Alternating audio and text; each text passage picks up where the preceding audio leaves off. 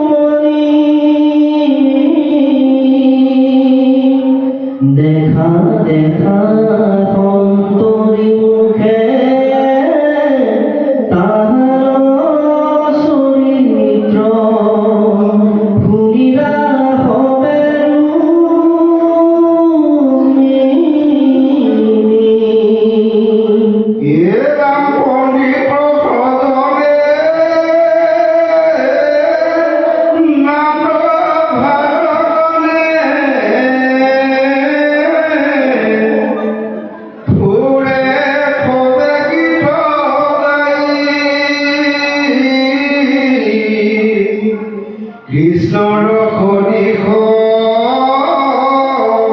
মহন্ত পুৰুষ তিনিও লোকত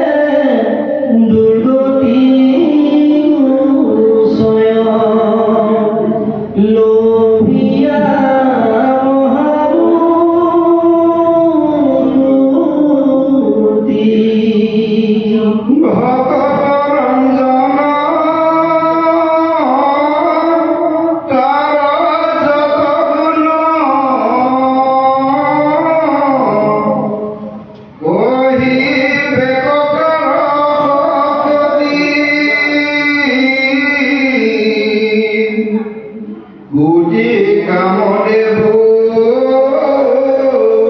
ওচৰ নাপাৱে সাক্ষাতে লক্ষ্মীৰ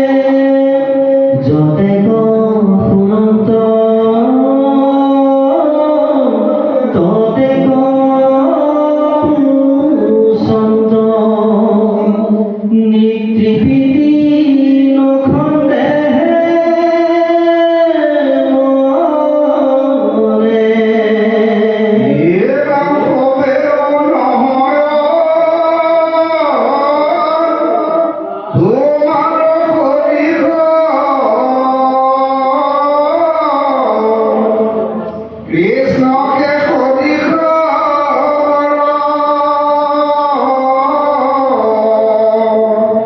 শুনিলে তোমাক কদাচিতো প্ৰভু নেৰিব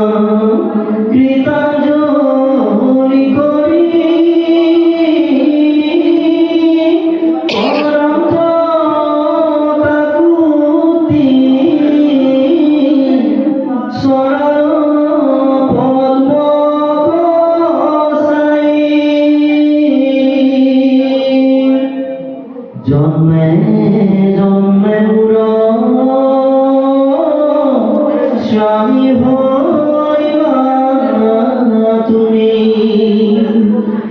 কেহিও তোমাক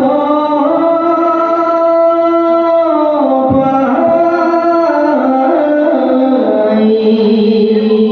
ক্ষণ মাধবর গুণক বর্ণাই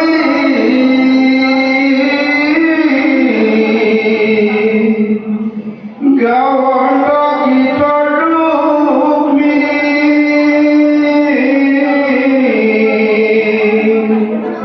কৃষ্ণক সুধন্ত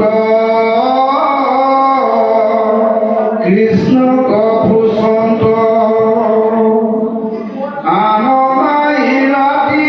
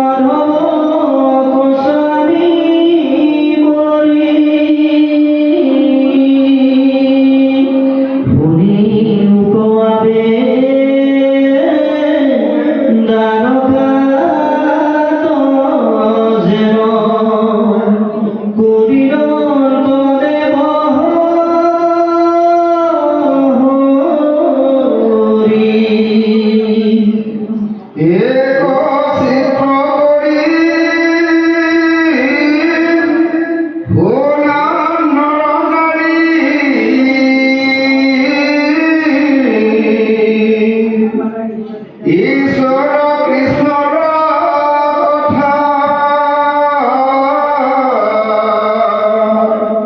ধৰিও দুৰ্গতি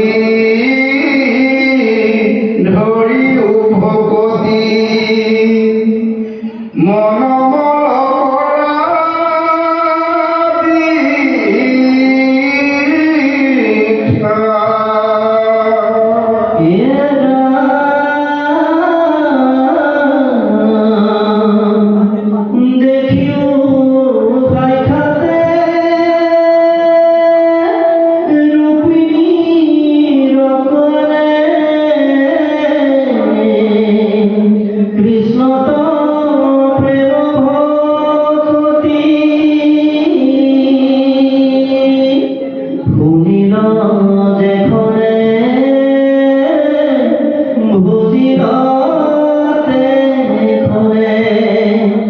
স্বামী বুলি মহাসতী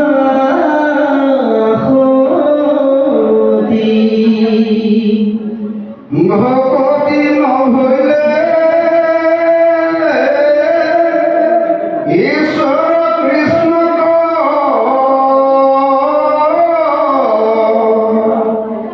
মহাজন নাহি পায়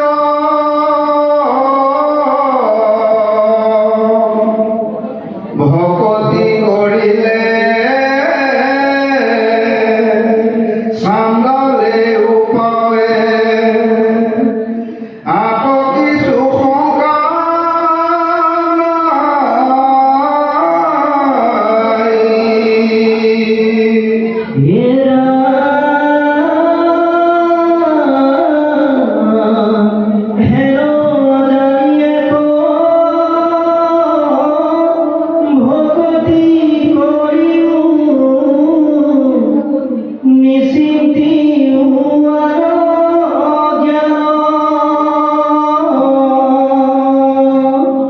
মাধৱৰ ৰূপ প্ৰতিমা দেখিয়া হৃদয়ত কৰা ধ্যান।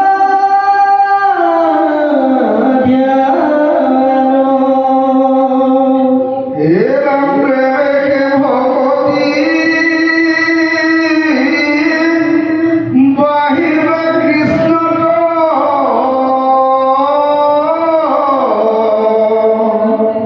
সংগ লয়ু ভগতি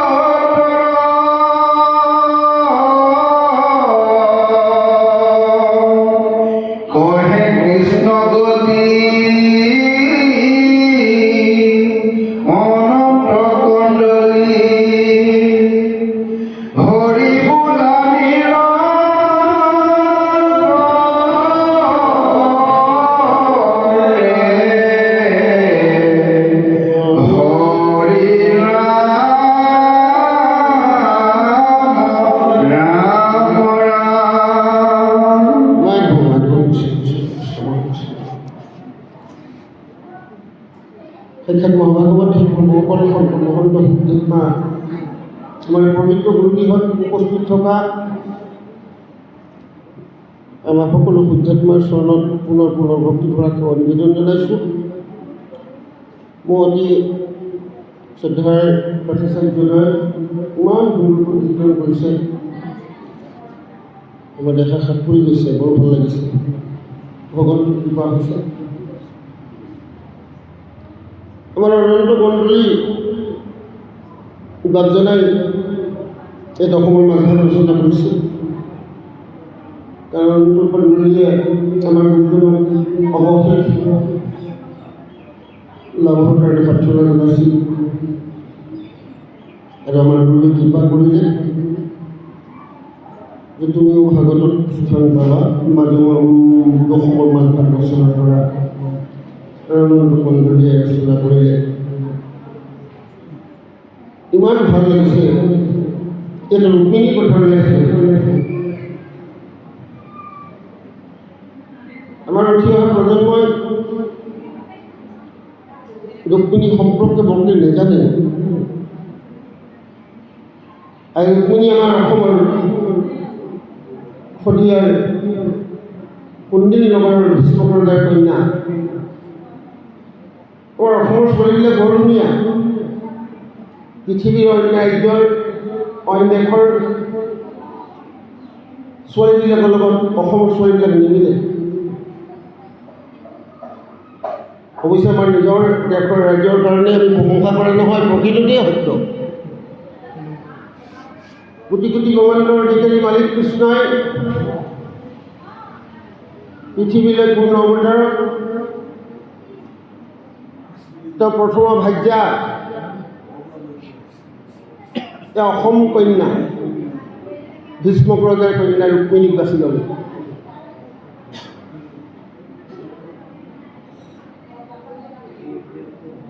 আমাৰ অসমলৈ আমি অসমীয়া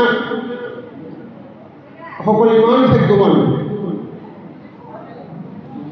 দ্বাপৰ যুগত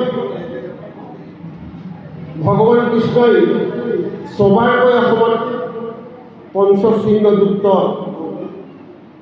পদচিহ্ন পেলাইছিল, ছবাৰ আহিছে অসমলৈ দ্বাপৰ যুগত। আমাৰ উঠি অহা প্ৰজন্মৰ যুৱক যুৱতীসকলে, শিক্ষিত যুৱক যুৱতীসকলে সেইকাৰণে দৃষ্টি চালে গম পাব। প্ৰথম অসমলৈ আমাৰ ৰুক্মিণীকে নিবলৈ আহিছে পূৰ্বে। আহি ৰুক্মিণীক ৰুক্মবীৰে কৃষ্ণলৈ নিদিয়ে। ককাইকবিলাকৰ ভনীয়েকবিলাকৰ প্ৰতি ইমানেই প্ৰেম ভাল পোৱা এটা আদৰ্শ দেখাইছে। যদিও ৰুক্মবীৰৰ চিন্তাধাৰা বেয়া, কিন্তু আপোনাৰ মোৰ নিচিনা মনুষ্যৰ চিন্তাবিলাক দেখুৱাইছে। কৃষ্ণটো ৰজা নহয়, শিশুপাল ৰজা। গতিকে শিশুপাললৈ যদি মোৰ ভণ্টিক দিব পৰা যায়, তেতিয়া তাই ৰাণী হ'ব। আৰু প্ৰত্যেকজন ককায়েকে নিজৰ ভনীয়েকক ৰাণী হৈ থকাটো বিচাৰে, সদায় সমাজত জিলিকি থকাটো বিচাৰে ককায়েকসকলে। আৰু সেইটোৱেই ৰুক্মবীৰৰ চিন্তা। ঘৰত আলাপ আলোচনা চলি আছে। মই ৰুক্মিণী কথাটো অকণমান পাছলৈ ৰাখিছোঁ, বৰ ধুনীয়া কথা এইখিনি ওলাইছে আজি আলাপ হ'ব। এতিয়া প্ৰথমবাৰ আমাৰ ৰুক্মিণীক ওলাই দিলে, বোলে দ্বিতীয়বাৰ ক'ত আহিল? দ্বিতীয়বাৰ কমতাপুৰ, কামৰূপ সেই সময়ত ক্ষুদ্ৰ ক্ষুদ্ৰ ৰাজ্য আছিল। তাত এজন অসমৰ যুৱক অতি শক্তিশালী হৈ উঠিছিল মুৰা। মুৰা স্বৰ্গ মৰ্ত্য পাতালৰ ৰজা আছিল। সেই মুৰাক বধ কৰিবৰ কাৰণে দ্বাপৰ যুগত ভগৱান কৃষ্ণই অসম আক্ৰমণ কৰিছিল। লক্ষ লক্ষ সেনানী কমতাপুৰ, তেতিয়া কমতাপুৰ। আক্ৰমণ কৰি ৰামানন্দ চাগৰে বৰ ধুনীয়াকৈ দেখুৱাইছে, কিন্তু অসমৰ বুলি কাহিনী নহয়, কাৰণ তেওঁলোকৰ সন্মান নষ্ট হ'ব। অসমতে ইমান বিহু জন্ম হৈছে, ভাগৱতৰ জেগা পাইছে। এই ভাগৱতখনত অসমৰ বহুত কাহিনী সোমাই আছে। যেতিয়া মূৰাদত্তক বধ কৰিবলৈ আহিছে, আপোনালোকে একান্তচিত শুনিব। কৃষ্ণ, বলোৰাম, লক্ষ লক্ষ সৈন্য অসম আক্ৰমণ। মূৰাও কম নহয়, ভীষণ যুদ্ধ মূৰাৰ লগত। শেষত যুদ্ধত ভগৱান কৃষ্ণই ভাবিলে অন্য অস্ত্ৰ শস্ত্ৰৰে মূৰাক পৰাস্ত কৰাটো অসম্ভৱ, গতিকে তেওঁ চক্ৰ দাঙি ধৰিলে, চক্ৰ লৈ মূৰাক বধ কৰি দিয়ে। যেতিয়া মূৰাৰ বধ হৈ গ'ল, তেতিয়া সেই মূৰাৰে এগৰাকী কন্যা আছিলে। আমাৰ ছোৱালীবিলাকে শুনিব দেই, বৰ ধুনীয়া কাহিনী এটা ওলাই পৰিব। আমাৰ অসমৰ ছোৱালীবিলাক কিমান শক্তিশালী, মূলাগ্ৰহৰ কাহিনী পঢ়িলেতো নহ'ব। কামকন্তিকা, মূৰাদত্তৰ জীয়েক। কামকন্তিকাই কি কৰিলে, দেউতাক যুদ্ধত পৰাস্ত হ'ল, কৃষ্ণই বধ কৰিলে বুলি গম পোৱাৰ লগে লগে ঘোঁৰাত উঠিলে, হেংদাং ল'লে আৰু যুদ্ধযাত্ৰা। যুদ্ধস্থলীত গৈ কৃষ্ণ আৰু বলোৰামক কৈছে, এতিয়াও বীৰৰ শেষ হোৱা নাই ক্ষমতাখনত। মোৰ পিতৃক বধ কৰি তোমালোকে যুদ্ধত জয়ী হ'ল বুলি নাভাবিবা, কাৰণ মোৰ পিতৃয়ে মোক লালন পালন কৰি ডাঙৰ দীঘল কৰিছে। মোৰ দেউতাক তোমালোকে বধ কৰিলা, এতিয়া মোৰ লগত যুদ্ধ দিয়া। যদি মোক পৰাস্ত কৰিব পাৰা, তেতিয়াহে যুদ্ধত জয়ী হ'লোঁ বুলি ভাবিবা। আমাৰ অসমৰ ছোৱালী কামকন্তিকাই যেতিয়া যুদ্ধ বিচাৰিলে, আপোনালোকে ৰামানন্দ চাগৰে দেখুওৱা সেইখন মহাভাৰতৰ মনত পেলাই গ'ল। মনত আহি যাব, মনটো বৰ ডাঙৰ, ই কম্পিউটাৰ প্ৰচাৰ। আপোনালোকে মনটো গুৱাহাটীলৈ যিসকলে গৈছে তালৈ মনত পেলাই যে মন গৈ তাত আহিব। যোৰহাটলৈ মনত পেলাই দিয়ক, যিসকলে যোৰহাটলৈ গৈছিলে যোৰহাটৰ চাৰিআলি তিনিআলি চব মনলৈ আহিব। মন ইমান বেগী, গতিকে ইতিমধ্যে বলোৰামে ফাটফাটকৈ হাঁহিছে কামকন্তিকাই যুদ্ধ বিচৰা দেখি। বলোৰামে কামকন্তিকাৰ শক্তিটো বুজি পোৱা নাই অসমৰ ছোৱালীবিলাকক। ভগৱান কৃষ্ণই ভাবিছে, দাদা তুমি হাঁহিছা, পাবা চাক। বলোৰামে কৈছে যে মই নাৰীৰ লগত, তিৰিৰ লগত, ছোৱালীৰ লগত যুদ্ধ নকৰোঁ, বৰ লাজৰ কথা, যুগে যুগে মোৰ বদনাম থাকি যাব। কামকন্তিকাই কৈছে, হয় যুদ্ধ দিয়া, নহয় যুদ্ধত পৰাস্ত হ'ল বুলি স্বীকাৰ কৰা। কামকন্তিকাই কৈছে, আমাৰ অসমৰ ছোৱালীয়ে কৈছে, হয় মোৰ লগত যুদ্ধ দিয়া, নহ'লে যুদ্ধত পৰাস্ত হ'লোঁ বুলি স্বীকাৰ কৰা আৰু উলটি গুচি যোৱা, নহ'লে কিন্তু কোনো বাচিব নোৱাৰিব। তেতিয়া বলোৰামে কৃষ্ণলৈ চালে, কৃষ্ণই ইংগিত দিলে যুদ্ধ কৰাই ভাল। যদিও ছোৱালী কি হ'ল, তেওঁৰ বাপেক মৰিছে যুদ্ধত, তেওঁহে জানে তেনেকুৱা খং উঠিছে। এতিয়া বলোৰামে ক'লে যে যুদ্ধ হ'ব, তুমি সাৱধান হোৱা, কিন্তু প্ৰথম অস্ত্ৰ তুমি মোক লৈ নিক্ষেপ কৰা, মই ছোৱালীলৈ প্ৰথমে অস্ত্ৰ নামাৰোঁ, মোৰ লাজৰ কথা, দহজনে মোক বেয়া বুলি কওঁ। আমাৰ মূৰাদত্তৰ ছোৱালী কামকন্তিকাই সুবিধা পালে, একেবাৰে অস্ত্ৰৰে বলোৰামৰ ৰথেহেঁতি কবচেহেঁতি হালি হয় আৰু বলোৰাম মূৰ্ছা গ'ল। অচেতন, মাত বোল নাই। কৃষ্ণই দৌৰি গৈ পানী ছিটিয়াইছে, এপাত অস্ত্ৰৰে মাৰিছে আমাৰ অসমৰ ছোৱালী, বলোৰাম অৱস্থাত। ৰামানন্দ চাগৰে দৌৰি দেখুৱাইছে, মনটো তালৈ পেলাই দিওঁ, ওলাই যাব প্ৰথম। তেতিয়া কৃষ্ণৰ খং উঠাটো দেখুৱাইছে।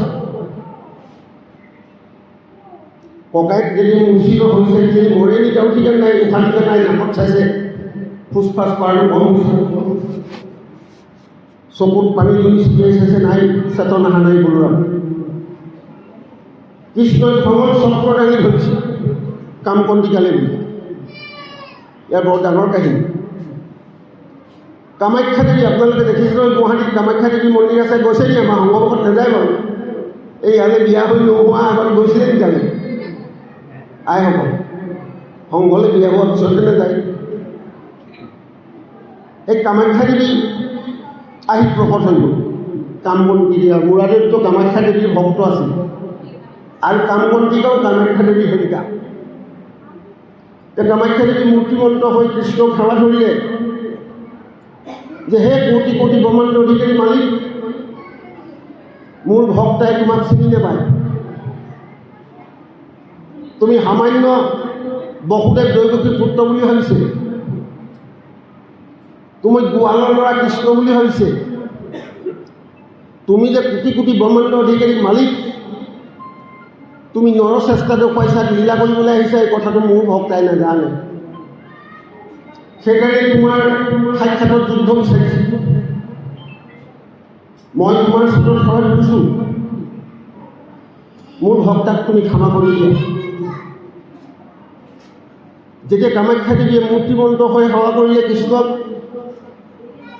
কৃষ্ণই ক'লে, হে দেৱী, মই তোমাৰ ভক্তাক ক্ষমা কৰি দিম, কিন্তু মোৰ এটা কথা ৰাখিব লাগিব। তেতিয়া কামাখ্যা দেৱী ক'লে, কি কথা ৰাখিব লাগিব প্ৰভু? তেতিয়া ক'লে, মই এজন ভকত, এজন যুৱক বাছি দিম, সেই যুৱকজনৰ লগত এওঁ বিয়া হ'ব লাগিব। যদি এওঁ বিয়া হ'ম বুলি কয় তেতিয়া মই ক্ষমা কৰিম। তেতিয়া কামাখ্যা দেৱীয়ে প্ৰভুক ক'লে, হে প্ৰভু, তুমি কোটি কোটি ব্ৰহ্মাণ্ড অধিকাৰী মালিকে যুৱক এজন বাছি দিবা আৰু মোৰ ভক্তা বিয়া নোসোমাব, সেই কি কথা আছে? যদি এতিয়া আমাৰ শ্ৰীমন্ত শংকৰদেৱ সংঘৰ পদাধিকাৰে কোনোবা এজন যুৱকৰ কাৰণে ছোৱালী এটি বাছি দিয়ে বোলে, তোৰকালৰ ছোৱালী বিচাৰিছিলি, ঘৰ চাবলৈ যাব নি? কোনোবা পদাধিকাৰে বাচিছে যেতিয়া ভাল ঘৰে হ'ব। কোনোবা ছোৱালীজনীৰ কাৰণে কোনোবা ল'ৰা এটা যদি বাছি দিয়ে, পদাধিকাৰে আহি যদি কয় বোলে, বাপ আপোনাৰ ছোৱালীটিৰ কাৰণে মই কিন্তু ল'ৰা এটা পচন্দ কৰিছোঁ, তেতিয়া বাপজনে কি ক'ব? বোলে প্ৰভু আপুনি বাছি থৈছে, এতিয়া আমি আৰু ঘৰ দুৱাৰ নাচাওঁ, ফাইনেল নক'ব জানো? পদাধিকাৰে চাই দিছে। ঠিক তেনেকৈ কোটি কোটি ব্ৰহ্মাণ্ড অধিকাৰী মালিকে যেতিয়া যুৱকজন বাছি দিম বুলি ক'লে, এক কামাখ্যা দেৱীয়ে সুধিলে, প্ৰভু সেই যুৱকজন কোন ৰাজ্যৰ, ক'ৰ? তেতিয়া ক'লে, অসমৰ। বোলে অসমৰ ক'ৰ? বোলে কাৰ্বি আলং। বোলে কাৰ্বি আলঙৰ কোনডোখৰ? বগলীয়াজনে আমি ক'ৰবাত। বোলে কাৰ্বি আলঙৰে হিড়িম্বৰ ভনীয়েক হিড়িম্বাৰ পুত্ৰ ঘটোৎকচ। হিড়িম্বৰ ভানীয়েক হিড়িম্বাৰ মানুহজন হৈছে বিকুধৰ, ভীম আৰু হিড়িম্বাৰ পুত্ৰ ঘটোৎকচ। বোলে ঘটোৎকচলৈ বিয়া হ'ব লাগে। ভগৱন্ত কৃষ্ণই ঘটোৎকচক স্মৰণ কৰিলে আৰু ঘটোৎকচ গৈ কবি বোলে, প্ৰভু মোক কেলে মাতিলি? ডেকা ল'ৰা, আমাৰ বাপসকলৰ নিচিনা। বোলে তোমাৰ সেই কন্যাটি চোৱাচোন, তোমাৰ পচন্দ হৈছেনে? কামকন্তিকা বৰ ধুনীয়া আছে। তেতিয়া প্ৰভু আপুনি যি কয় তাকে হ'ব, ফাইনেলে কৰি পেলাব। দুয়োকে বিধিমতে ধুমধামেৰে বিয়া পতা হ'ল, ঘটোৎকচ আৰু কামকন্তিকা। আৰু বিয়া হয়, তেওঁলোকৰ ফালৰ পৰা এটি পুত্ৰও জন্ম হ'ল, নাম বৰ্বৰিক, আন এটা নাম হিন্দুৰা। কুৰুক্ষেত্ৰৰ যুদ্ধত যি বাহাদুৰি বাপেক পুতে গ'ল। বাপেকেতো মাৰি যাওঁ মৰি যাওঁ, অসমৰ যুৱক ঘটোৎকচে অৰ্জুনলৈ থোৱা শৰপাত বুকু পাতি ল'লে আকাশ মানৱৰ পৰা বিৰাট ৰূপ লৈ মায়া কৰিব পাৰে অসমৰ মানুহবিলাকে। ৰূপ লৈ গৌৰৱ সৈন্যৰ ওপৰত পৰি দিয়ে, এফাল চেপেটা কৰি মাৰিব। আৰু বৰবৰীকৰটো কাহিনী আপোনালোকে জানেই, মাত্ৰ 3 পাত অস্ত্ৰ লৈ তেওঁ যুদ্ধলৈ যাত্ৰা কৰিছে, কুৰুক্ষেত্ৰৰ যুদ্ধ। ৰামানন্দ চাগৰে বৰ ধুনীয়াকৈ দেখুৱাইছে। সিফালৰ পৰা ব্ৰাহ্মণ ভেষত কৃষ্ণই ভাবিলে সৰ্বনাশ, যদি বৰবৰীক আহি যায় তেতিয়াহ'লে মই যিখন ধৰ্ম যুদ্ধ পাতিছোঁ এই যুদ্ধ সমাধান নহয়। বৰবৰীকে একেপাত অস্ত্ৰৰে শেষ কৰি দিলে। গতিকে মই চলনা কৰিব লাগিব। কূটনীতি তেতিয়া পাই আছে। ভগৱন্তই ব্ৰাহ্মণ বেশত আগবাঢ়ি আহি ক'লে, বাটতে আঘাত এটা হ'ল বৰবৰীকৰ লগত। এতিয়া বৰবৰীকে ব্ৰাহ্মণক দেখি সুধিলে, দেও আপুনি ক'ৰ পৰা আহিছে? বোলে আমি কুৰুক্ষেত্ৰৰ পৰা আহিছোঁ। বোলে কুৰুক্ষেত্ৰত বোলে ডাঙৰ যুদ্ধখন হ'ব? অঁ, সেই ভূমি পূজন কৰি আহিছোঁ। গোটেই ব্ৰাহ্মণখিনি মাতিছিলে কুৰুক্ষেত্ৰ, সেই ক্ষেত্ৰখন মানে ভূমি পূজন কৰিব পাৰে। আৰু ইতিমধ্যে আমি ভূমি পূজন কৰি আহিছোঁ। বোলে তুমি ক'লে যোৱা? বোলে মই সেই যুদ্ধলৈকে যাম। বোলে তোমাৰতো সৈন্য সমানটো নাই? বোলে মই অকলে হৈ যাম। আৰু তোমাৰ কোনো কষ্টও নাই, 3 পাতে দেখিছোঁ। বোলে মোৰ এপাতহে দৰকাৰ, একে পাতেই মই যুদ্ধখন শেষেই কৰি পেলাম। আমাৰ সেই বৰবৰী কম বহি বুলি ভাবিছে। আইতাকে হিড়িম্বা তেওঁ গুৰু, হিড়িম্বাই শিক্ষা দিছিল বৰবৰীকক। আমাৰ আইতাকবিলাক কিমান শক্তিশালী আছিল। তেতিয়া ব্ৰাহ্মণৰূপী কৃষ্ণই ক'লে, তুমি বোলে সূৰ্য উদয় হোৱা ৰাজ্যখনৰ পৰা আহিছে নহয় জানো, মানে অসমৰ মানুহবিলাক অলপ বেছি কথা কয়। বোলে আমি ব্ৰাহ্মণ মানুহ, আমি মুখেৰে ক'লে নামানো, হাতে কামে কৰি দেখুৱালেহে আমাৰ বিশ্বাস হয়। তুমি যে কৈছা তুমি কুৰুক্ষেত্ৰলৈ যাওঁ, তুমি কোন পক্ষ হৈ যুদ্ধ কৰিবা? বোলে মই সেইটো সিদ্ধান্ত কৰি অহা নাই। বোলে ৱা, যুদ্ধ কৰিবলৈ আহিছা, তুমি পাণ্ডৱ ফালে হ'ব নে কৌৰৱৰ ফালে হ'বা সিদ্ধান্ত কৰি অহা নাই? বৰ আচৰিত যেন লাগিছে কথাবিলাক। বোলে নহয় দেও, এই আপুনি শুনিছেনে বাৰু কেতিয়াবা এই দ্বাৰকাপতি কৃষ্ণ কোনফালে হ'ব বাৰু? বোলে দ্বাৰকাপতি কৃষ্ণইতো যুদ্ধ নকৰে। অঁ, অহাটো আহিব যুদ্ধলৈ, কিন্তু ৰথখনহে চলাব, ড্ৰাইভাৰহে। অৰ্জুনৰ ৰথখনহে চলাব, যুদ্ধ নকৰে, অস্ত্ৰ নধৰোঁ বুলি প্ৰতিজ্ঞা কৰি। অঁ, তেতিয়াহ'লে বোলে মই কৌৰৱৰ ফালে, কৃষ্ণ যদি পাণ্ডৱৰ ৰথ চলাই মই কৰোঁ। এই ব্ৰাহ্মণৰ যদি কৃষ্ণ থৰ লাগি গ'ল, বুকু কপি গ'ল, এতিয়া যুদ্ধ হ'ব বুলি মোৰ সৰ্বনাশ কৰিব লাগিব। মোৰ ভকতে এনেকুৱাই শিক্ষা দিছে নাতিয়েকক, পলিটিক্সত উস্তাদ একেবাৰে। মই কূটনীতি কৰিহে আহিছোঁ, এওঁক চলনা কৰি মই এতিয়া শক্তিটো লাভ কৰিব লাগিব। ব্ৰাহ্মণৰূপী কৃষ্ণই ক'লে, বাৰু তুমি যে কৈছা এপাত সৰে গোটেই যুদ্ধখন মই শেষ কৰি দিম।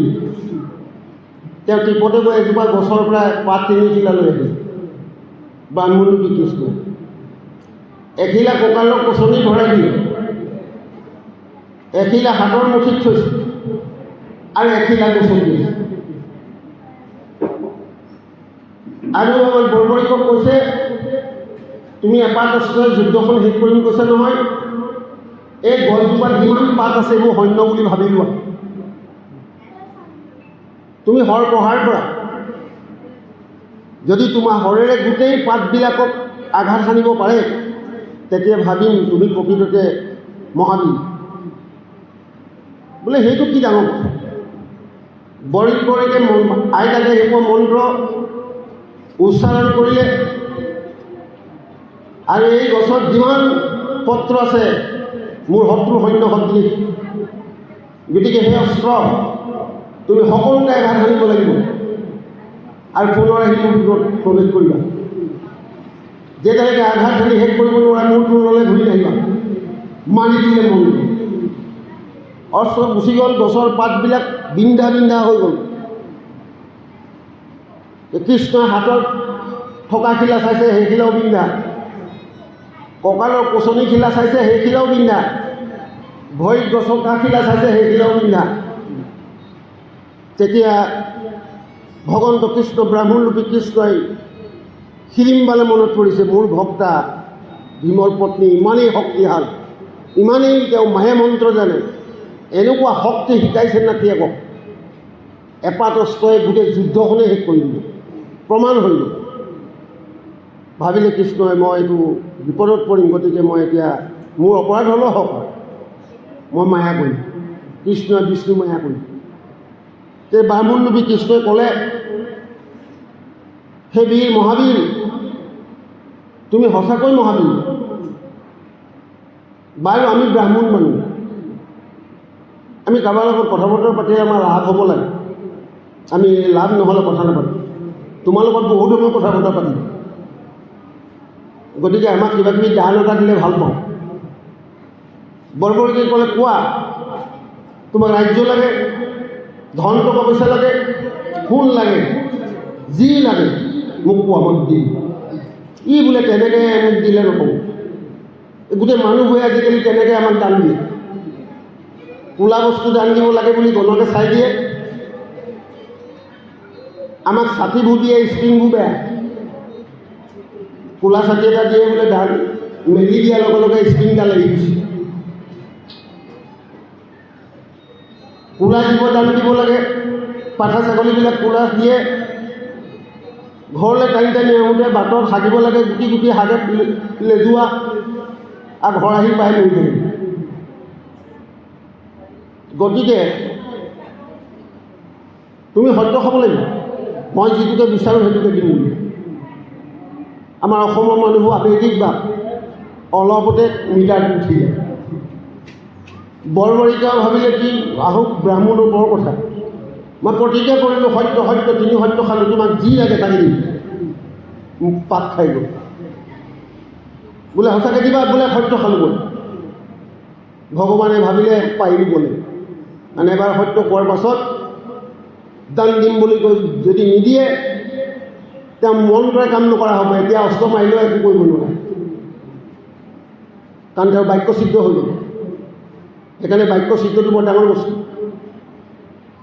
তেতিয়া বৰবৰীকক ক'লে যে সেই বৰবৰীক মহাবীৰ, তোমাৰ নিজ হাতেৰে নিজৰ অস্ত্ৰৰে তোমাৰ শিৰভাগ কাটি মোক দান কৰি দিয়া।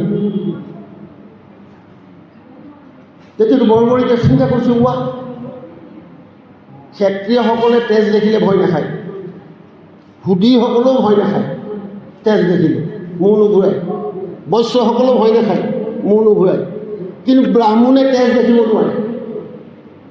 ব্ৰাহ্মণে যদি অকণমান তেজ ওলোৱা দেখে মূৰ ঘূৰাব। ক'ৰবাত চাবচোন ব্ৰাহ্মণ ল'ৰাই কাজিয়া কৰা দেখিছে নেকি? নকৰে, দৌৰ মাৰিব।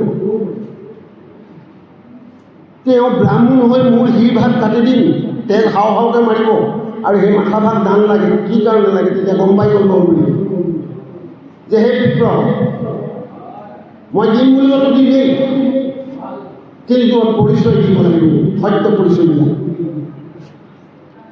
যেতিয়া বৰবৰীকে সত্য পৰিচয় খুলিলে, তেতিয়া দেওৰূপী ব্ৰাহ্মণৰূপী কৃষ্ণই শত্ৰুভূত ৰূপত দৰ্শন দিলে। ৰমানন্দ সভাই বৰ ধুনীয়াকৈ দেখাইছে, শংখ চক্ৰ গদা পদ্ম। তেতিয়া বৰবৰীকে চৰণত পৰি সেৱা কৰিলে, হে প্ৰভু, তুমি কোটি কোটি ব্ৰহ্মাণ্ড অধিকাৰী মালিক, তোমাক দৰ্শন কৰিবৰ কাৰণে, তোমাক পাবৰ কাৰণে মই মোৰ আইতাৰ পৰাই বিদ্যাবিলাক লাভ কৰিছিলোঁ, কিন্তু আজি তুমি ইমান সোনকালে যে মোক দৰ্শন দিব মইতো ভবাই নাছিলোঁ। কিন্তু প্ৰভু, মোৰ এই কুৰুক্ষেত্ৰৰ যুদ্ধখন চাবলৈ বৰ ইচ্ছা আছে, যদি দয়া কৰি মোক চোৱাৰ ব্যৱস্থা কৰি দিবা। তেতিয়া ক'লে, বৰবৰী, তুমি মোৰ ভক্তৰ নাতি হয়, পঞ্চ পাণ্ডৱ মোৰ ভক্ত হয়, ভীমৰ তুমি নাতি হয়, তুমি হিড়িম্বাৰ নাতি হয়, গতিকে মই তোমাক কথা দিলোঁ, তোমাক মই কুৰুক্ষেত্ৰৰ যুদ্ধখন চোৱাৰ ব্যৱস্থা কৰিম। তেতিয়া আমাৰ অসমৰ ল'ৰা বৰবৰীকে কি কৰিলে জানেনে? সত্য ৰক্ষা কৰি, বাক্য ৰক্ষা কৰি, প্ৰভুক মুখৰ আগত ৰাখি চতুৰ্ভুজ ওপৰত শংখ চক্ৰ গদা পদ্ম ধৰি আছে প্ৰভু। আৰু আমাৰ হৌৱা বৰ দূৰত নহয়, শিৰ কাটি চায়ে আছে প্ৰভু, মাথা দি দিলে। ব্ৰাহ্মণৰূপী ভগৱন্তই যেতিয়া ৰূপ ধাৰণ কৰিলে, তেওঁ সেই মূৰটোকে নি পেলাই হুলুং গছৰ ওপৰত কুৰুক্ষেত্ৰত একেবাৰে শিক্ষ ৰাখি দিলে। অকল মাথাটো আছে। যেতিয়া কৌৰৱে সৈন্যবিলাকক পাণ্ডৱক ঠেলি লৈ যায়, খিলখিলকৈ হাঁহে। যেতিয়া পাণ্ডৱে কৌৰৱক ঠেলি লৈ যায়, সৈন্য সামন্ত মাৰি পেলাই, তেতিয়া কৰ্কৰকৈ দাঁত চুবাই, আজি মই থাকিব লাগিব। তেতিয়া চালোহেঁতেন। যুদ্ধৰ শেষত বৰ ধুনীয়াকৈ দেখুৱাইছে। যুধিষ্ঠিৰে ফুটনি মাৰিছে ভায়েকহঁতৰ আগত, বোলে ভীম, মই যেতিয়া মোমাইক খৰ মাৰি দিলোঁ শৈলক, মোমাই বুলি ক'লে মই ল'ৰা হৈ বুজি নাপাওঁ, একদম শৈলই ৰথখনৰ পৰা তিনি এগনি খাই পৰিলেগৈ নহয়, ধপধপাই আছে। দৃশ্যটো চাবলৈ এনেকুৱা ভাল হৈছিলে, মানে ফুটনি মই মাৰিলোঁ। ভীমে ফুটনি মাৰিছে, ককাইদেউ মই যেতিয়া গছত মাৰি ধৰি দুখাখনক কৰঙনত বহুৱাই লৈ বুকুখন ফালি পেলালোঁ মৰমৰতে। আৰু দ্ৰৌপদীক মই কথা দিছিলোঁ, তাৰ বক্ষস্থলৰ মই ৰক্ত আনি তোমাৰ এই চুলিৰ কেশত যেতিয়ালৈকে সানি নিদিওঁ, তুমি যেতিয়া প্ৰতিজ্ঞা কৰিলে চুলি নেবান্ধো আজিৰ পৰা, দুখাখনে মোৰ চুলিত ধৰি চুচুৱাই নিছিলে ৰাজসভালৈ। মই তেতিয়াই প্ৰতিজ্ঞা কৰিছিলোঁ, মই দুখাখনৰ গৰম ৰক্ত আনি তোমাৰ চুলি সানি দিম। আৰু মোৰ হাত কাজলি পাতি লৈ যোৱা দৃশ্যটো দেখি চবেই ৰাস্তা এৰি দিছে ভয়ত। ফুটনি মাৰিছে দিনে, অৰ্জুনেও ফুটনি মাৰিছে, নকুল সহদেও ফুটনি মাৰিছে। খিৰিকী সিপাৰৰ পৰা বৰবৰীকৰ অকল মাথাটোহে আছে, খুব খিটখিটকৈ মাৰিছে। যুধিষ্ঠিৰে দেখিলে এইটো কি বস্তু, ভূতেই নে কি? অকল ডিঙিটো বা মাথাটো আছে, বাকীডোখৰ নাই। পঞ্চপাণ্ডৱে চিনি পোৱা নাই। তেনেকৈ কৃষ্ণৰ ওচৰত পালেগৈ। কৃষ্ণই আহি ক'লে বোলে তোমালোকৰ নাতি ভীমৰ নাতি হ'ল। বৰ বোলে এনেকুৱা কোনে কৰিলে, কোনে কাটিলে? তেওঁলোকক খঙাই উঠিলে, যুদ্ধ দিম আমাৰ নাতি কেনেকুৱা কোনে কৰিলে? তেতিয়া ভগৱন্ত কৃষ্ণই ক'লে ময়ে কৰিম বুলি ক'লে। মই ব্ৰাহ্মণ বেশত যদি তেওঁৰ পৰা মই দান হিচাপে নল'লোহেঁতেন, মই এই যুদ্ধখনত তোমালোকক জয় কৰাব নোৱাৰিলোহেঁতেন। এইবোৰ আমাৰ অসম ভূমিৰ কাহিনী। তাৰপিছত তেওঁ দ্বিতীয়বাৰ অসমলৈ কৃষ্ণই জাপনৰ ওপৰত প্ৰৱেশ কৰিছিল। ক'লে বাৰু আপোনালোকে জানেনে? নৰকাসুৰক বধ কৰিবৰ কাৰণে প্ৰাগ জ্যোতিষপুৰ গুৱাহাটী আক্ৰমণ, লাখ লাখ সৈন্য লৈ আহিছিল। আমি অসম ভূমিৰ মানুহবিলাক ইমান মামুলি বুলি নাভাবিলোঁ। গুৱাহাটী আক্ৰমণ কৰিছে কৃষ্ণই দাপৰ যুগত। কিন্তু এইবাৰ বন্দুৰামৰ লগত লৈ নাই অহা, এইবাৰ সত্যভামাক লগত লৈ আহিছে। কাৰণ সত্যভামাই ইতিমধ্যে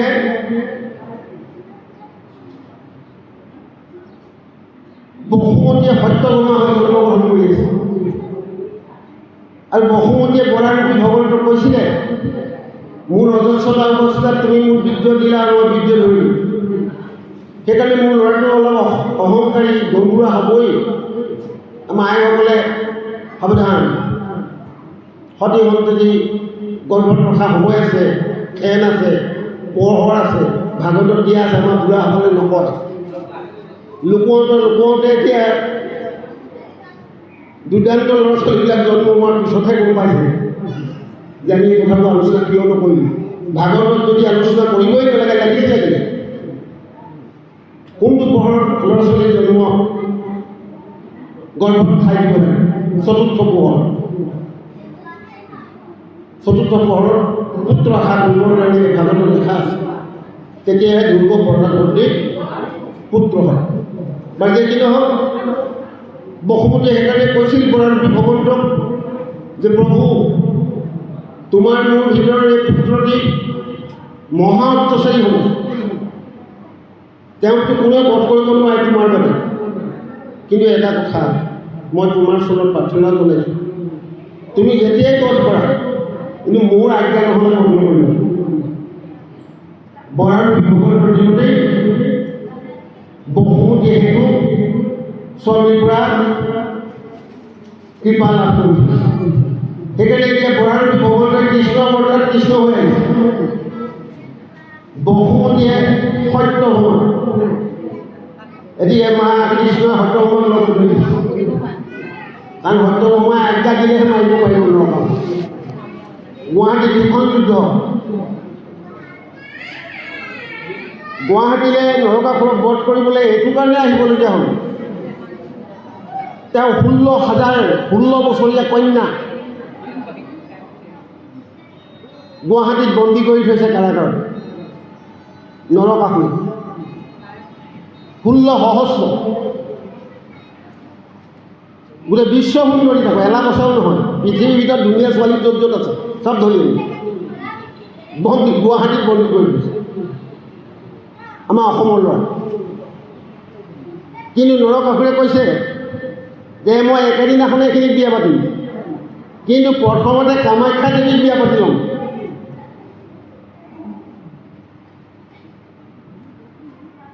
কামাখ্যা দেৱীক বিয়া পতাৰ পাছতে মই এইখিনিক বিয়া পাতিম।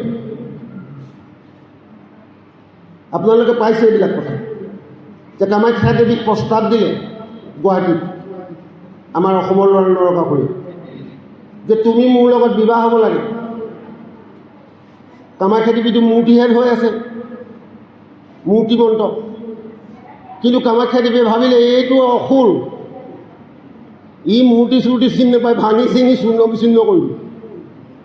তাতে মূৰ্তিমন্ত হৈ ক'লে যে হে ৰাজন, তুমি মোক যদি বিয়া পাতিব ইচ্ছা কৰিছা, মোৰ এই মন্দিৰটোলৈ অহা যিটো ৰাস্তা বৰ বেয়া, একে ৰাতিৰ ভিতৰত যদি খটখটি বনাই দিব পাৰা, তেতিয়া মই কাইলৈ ৰাতিপুৱাই তোমাৰ লগত বিয়া হ'ম।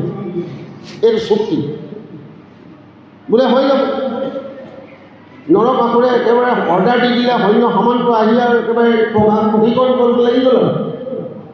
আৰু কেইটামান সফলা হ'বলৈ আছে, ৰাতি 1টা বজাই নাই, শেষেই হ'ব দিয়া। তেতিয়া কুকুৰাৰ উৎস ল'বলগীয়া হ'ল কামাখ্যাই। কুকুৰাক ক'লে যে এটা কথা হ'ল, সেই সময়ত ধৰি নাই নহয়, কুকুৰাই ডাকিলে ৰাতিপুৱা। কুকুৰাক ক'লে তুমি ডাকি দিয়া। কামাখ্যা দেৱী অৰ্ডাৰ পাই পিনি কুকুৰাক ডাকি দিলে, ৰাতিপুৱাল বুলি ঘোষণা হৈ গ'ল। কামাখ্যা দেৱীৰ মনোবাঞ্ছা পূৰ্ণ নহ'ল। নৰকাসুৰ কামাখ্যা দেৱী বাচি গ'ল। কিন্তু এতিয়া নৰকাসুৰে সিদ্ধান্ত ল'লে যে আমুক তাৰিখৰ দিনাখন মই বন্দী কৰি থোৱা গোটেইখিনিকে মই বিয়া পাতিম। আৰু গোটেইখিনি হ'ল ভকত আছিলে, 16,000 প্ৰভুক প্ৰাৰ্থনা জনাই আছে, হে কৃষ্ণ, হে কোটি কোটি ব্ৰহ্মাণ্ড অধিকাৰী মালিক, তুমি আমাক উদ্ধাৰ কৰা, তোমাকে স্বামী হিচাপে পাবলৈ কাৰণে আমি ইচ্ছা কৰি আছোঁ। চব 16,000। সেইকাৰণে নৰকাসুৰক আহি বধ কৰিলে, কাৰাগাৰ খুলিলে, 16,000 কন্যাক ডাউকক ক'লে যে তুমি এইখিনিক লগত লৈ সৈন্য সামন্তৰায়ৰ দি দ্বাৰকালৈ গুচি যোৱা, মই গুৱাহাটীৰ পৰা পোনে পোনে স্বৰ্গলৈ যাম। মোৰ মা অতিথিৰ কুণ্ডল আনি থৈছিলে, লকাৰ খুলি কুণ্ডল উলিয়াই সত্যভামাই আৰু কৃষ্ণই পোনপটীয়াকৈ গুৱাহাটীৰ পৰাই স্বৰ্গলৈ ৰথ লৈ গুচিল। স্বৰ্গৰ অতিথিক কুণ্ডল ঘূৰাই দিলে, মা কুণ্ডল লোৱা, মই তোমাৰ গৰ্ভত এদিন জন্ম লৈছিলোঁ, মনত পৰিছেনে আপোনাৰ? মই বটবা মূল হৈছিলোঁ, তুমি মোৰ অতিথি মা, তোমাৰ কুণ্ডল নৰকাসুৰে নি ধৰিছিলে মৈত্যলৈ, মই তাক বধ কৰি কুণ্ডল দিছোঁ, তুমি লোৱা। বোলে তহঁতি ৰাতিখন আহিলে যদি পিতাই বোৱাৰীকো লৈ আহিছ, থাক, আজি ৰাতিটো থাকি যা। কৃষ্ণ আৰু সত্যভামাৰ স্বৰ্গত আছে ৰাতিটো। ৰাতিপুৱা ৰুক্মিণীয়ে মনত পৰিলে অদিতি, পাৰিজাত ফুলে পাতি পঠালে, এইবাৰ ফুল ৰুক্মিণীক দি দিবি। কৃষ্ণই টিপতে লৈ আহিলে, লৈ কাজিয়া, ঘৰত কাজিয়া আহিব, মই নেপাতো দিবলগীয়া হ'ব। গতিকে সময় এতিয়া ব্যাখ্যা কৰা সময় নহয়, মই সেইকাৰণে কাহিনীবিলাক কৈ অন্ততঃ যি এগৰাকী আছে অকণমান ৰাখিছিলোঁ, কিন্তু ইতিমধ্যেতো সন্ধ্যা লাগি যাবই লাগিব সকলো। তথাপিতো তৃতীয়বাৰ অসমলৈ আহিছে, গৈ এইমাত্ৰ ছবাৰ যে অসমলৈ আহিলে সেই কথাটোকে কৈ ৰুক্মিণীৰ কথালৈ আহিব বিচাৰি তাৰ পিছৰবাৰ আকৌ আহিবলগীয়া হ'ল কৃষ্ণই। কেতিয়া আহিলে জানেনে আপোনালোকে?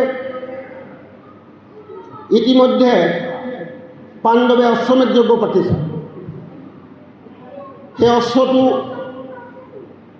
এই পূব কোণলৈ, উত্তৰ পূব কোণত সূৰ্য উদয় হোৱা দেশ ৰাজ্য অসম ভূমিলৈ বুলি যাতে সেই সময়ত বৰ অসম 7 ভনী, অসম, মেঘালয়, ত্ৰিপুৰা, অৰুণাচল, মিজোৰাম, এই সকলো মিলি এখন অসম বৰ অসম আছিলে। শংকৰদেৱে পৰা বৰ অসমখন আমি ভাগ কৰি পেলালোঁ। এতিয়া আকৌ এই সৰু অসমখনকে ভাগ কৰিছোঁ। কাৰ্বি আংলং কৰিব বিচাৰিছোঁ, কিবা আহোম বিচাৰিছোঁ, আহোম লেণ্ড চুতীয়াই কৈছে চুতীয়া লেণ্ড লাগে। আমি শেষ হ'বলৈ আৰু বেছি দিন নাই, কিন্তু সংঘই ধৰি ৰাখিছে। এই শ্ৰীমন্ত শংকৰদেৱৰ নাম সংঘ নামৰ এই পবিত্ৰ অনুষ্ঠানটোৱে অসমৰ সমস্ত প্ৰজাজনক ধৰি ৰাখিছে। আৰু বৰ অসমৰখন আকৌ গঢ়িবৰ কাৰণে চেষ্টা কৰিছে। নাগালেণ্ডতো আমাৰ ভকত হৈছে, মিজোৰামতো আমাৰ ভকত আহিছে, অৰুণাচলতো আমাৰ প্ৰাথমিক আছে। আমাৰ গুৰুজনৰ সপোনটো বাস্তৱত পৰিণত কৰিবৰ কাৰণে এতিয়াও সংঘই প্ৰচেষ্টা চলাই আছে। কিন্তু আমাৰ এই সীমিত চিন্তাৰ মাজত থকা মানুহবিলাকে আমাক টুকুৰা কৰি একেবাৰে নাইকিয়া কৰি দিব বিচাৰিছে। সাৱধান। তেতিয়া মণিপুৰ অসমখনৰ ভিতৰত আছিল, বৰ অসমৰ ভিতৰত। মণিপুৰত পাণ্ডৱে বনবাসত আহোঁতে চিত্ৰাংগদা নামৰ এগৰাকী গাভৰুৰ লগত, মণিপুৰী গাভৰুৰ লগত অৰ্জুনৰ বিবাহ পাশত আবদ্ধ হৈছিল, গন্ধৰ্ব বিবাহ। আৰু সেই সময়ত চিত্ৰাংগদা গৰ্ভধাৰণ আছিল, বব্বুবাহন তেওঁ গৰ্ভত আছিল। আৰু অৰ্জুন গুচি গ'ল। চিত্ৰাংগদাক স্বীকৃতি নাপালে পত্নী হিচাপে। আমাৰ অসমৰ আইসকল কম বস্তু নহয়। নিজৰ স্বামীৰ বদনাম কেতিয়াও নকয়। জয়মতীয়ে যেনেকৈ গদাধৰ কৰিছে নক'লে, চিত্ৰাংগদায়ো নক'লে অৰ্জুন মোৰ গৰ্ভত থকা সন্তানটিৰ পিতৃ অৰ্জুন, কাৰণ পাণ্ডৱৰ বদনাম হ'ব। গোটেই বিশ্বত পাণ্ডৱৰ নাম আছে। 5 পাণ্ডৱৰ ভিতৰত এই 3য় পাণ্ডৱ অৰ্জুনৰ বদনাম হ'ব, লুকুৱাই ৰাখিলে। বাৰে চিত্ৰাংগদাক সোধে বব্বুবাহনে, মা মোৰ দেউতা কোন, মোৰ প্ৰকৃততে দেউতা কোন আপুনি ক'ব লাগে। চিত্ৰাংগদাই নকৰে, কিবা কথা কৈ নানি আঁতৰি। ঈশ্বৰৰ ইচ্ছা, প্ৰভুৰ যেতিয়া কৃপা হৈ চাবচোন। ইফালে অশ্বমেধ যজ্ঞ অশ্ব আহিছে, অস্ত্ৰৰ কপালত লেখা আছে, ঘোঁৰাৰ কপালত এই ঘোঁৰা যি ধৰিব তেওঁ পাণ্ডৱৰ লগত যুদ্ধ দিব লাগিব। তেতিয়া বব্বুবাহনে দেখিলে এই ঘোঁৰাটোত শিৰত যিভাগ পত্ৰ লেখা আছে, আমাৰ এইবিলাক বেনাৰ লেখা আছে, এইটোতো বৰ অহংকাৰী। ঘোঁৰাটো যিয়ে ধৰিব তেওঁৱে যুদ্ধ দিব লাগিব বুলি কৈছে। কোন পাণ্ডৱ, মইতো চিনি নাপাওঁ। ঘোঁৰা নি বান্ধি, ঘোঁৰা নি বব্বুবাহনে বান্ধি তুলি। মাক চিত্ৰাংগদাই ক'লে পুত্ৰ নাপায়, ৰজাঘৰীয়া ঘোঁৰা, তই এৰি দে। ভাবিলে পুতেকৰ লগত কাজিয়া হ'ব, এতিয়া পুতেকো কম নহয়, বীৰৰ পুত্ৰ। তেতিয়া ক'লে মাতা মই এৰি নিদিওঁ, মই দিলোঁহেঁতেন, কিন্তু পত্ৰখনত কি লেখা আছে চোৱা। এই ঘোঁৰা যি ধৰিব তেওঁ পাণ্ডৱৰ লগত যুদ্ধ দিব লাগিব, ৰজাঘৰীয়া সৈন্যৰ লগত। সেইকাৰণে মই এৰি নিদিওঁ, ময়ো দিয়ে মোৰ লগত যুদ্ধ দিব লাগিব। তেওঁলোকে আহিলে, 2 পক্ষৰ মাজত লাগিল যুদ্ধত বব্বুবাহনে একেবাৰে অস্ত্ৰৰে গোটেই পাণ্ডৱ সচেতন কৰি দিলে। সৈন্য সামান্ত চব অচেতন। তেওঁ উপায় নাই, কৃষ্ণ আহিবলগীয়া হৈ গ'ল। কৃষ্ণই তাৰপৰা ৰস লগাই দিলে, জানিলে আৰু অৱস্থা বেয়া। নহ'লে মই নগ'লে এতিয়া পাণ্ডৱক বচাওঁ নে নাই। কৃষ্ণ সেইবাৰ পদধূলা কৰিছে মণিপুৰত। অমিত নয়নে চাই পাণ্ডৱক জীয়াই দিলে আৰু চিনাকি কৰি দিলে বব্বুবাহনৰ চিত্ৰাংগদাৰ লগত। অৰ্জুন তোমাৰ মনত পৰিছেনে বনবাসত আহোঁতে সেইগৰাকী কোন, তোমাৰ পত্নী নহয় জানো? তেতিয়া তেওঁ অৰ্জুনৰ মনত পৰি গ'ল, চিনাকি হ'ল, পুতেকৰ লগত চিনাকি হ'ল আৰু চবকে লৈ গুচি গ'ল। মণিপুৰৰ পৰা লৈ গুচি গ'ল চিত্ৰাংগদা বব্বুবাহন। ইন্দ্ৰপ্ৰস্থত মহা আনন্দৰে আছে। এইবাৰ আহিলে অসমলৈ আকৌ পুনৰ ভগৱন্ত কৃষ্ণে পদৰণি পেলাবৰ কাৰণে। ক'লে আহিলে হ'ল, এইবাৰ আহিছে তেজপুৰ। সেই সময়ত নাম আছিল শোণিতপুৰ। শোণিত মানেও তেজ, তেজ মানেও শোণিত, মানে নামটো অকণমান আজিকালি কয় তেজপুৰ বুলি, আগৰ দিনত কৈছিলে শোণিতপুৰ। শোণিতপুৰ মানেও তেজ, শোণিত মানে তেজ নহয় জানো, তেজপুৰ। তাত এজন ৰজা আছিল মহাবীৰ, অসম সন্তান। সেইজনৰ 1000খন হাত আছিল। বিশ্বাস কৰিব আপোনালোকে, ভাগৱতত লেখা আছে। ৰাৱণৰ 10টা মূৰ ভাগৱতত লেখা আছে, ৰামায়ণত লেখা আছে। আমাৰ অসমৰ 1000খন হাত। যিসকলে তেজপুৰলৈ গৈছে, অগ্নিগড় চাইছে, তেজপুৰলৈ গৈছে, অগ্নিগড় চাইছে, বুজি পাব মই কৈ যাম হয় নে নহয় চাই যাম। সেই বানৰ এগৰাকী কন্যা আছিলে, নাম উষা। উষা এদিন স্বপ্নত এজন যুৱকক দেখা পালে, বৰ ধুনীয়া। যুৱকজনক স্বপ্নতে চাই পচন্দ হ'ল, আৰু এই ৰুক্মিণীয়ে যেনেকৈ কৃষ্ণৰ কথাবোৰ শুনিয়েই স্বামীকৰণ কৰিছে, আমাৰ অসমৰ ছোৱালী উষায়ো ক'লে যে সেই সপোনত দেখা যুৱকজনৰ লগতে মই বিয়া পাতিম, নহ'লে মই বিয়াই নোসোমাওঁ, নহ'লে মই এনেকৈ থাকিম। জিতখুৰ বৰ অসমৰ ছোৱালী। যেতিয়া উষাই তেনেকৈ ক'লে, ৰাতিপুৱা সাৰ পাই উঠি এই সখী চিত্ৰলেখাক ক'লে, বোলে সখী মই কালি বোলে বিবাহ, সপোনতে বিয়া সোমাম। বোলে সপোনতে বিয়া সোমালা?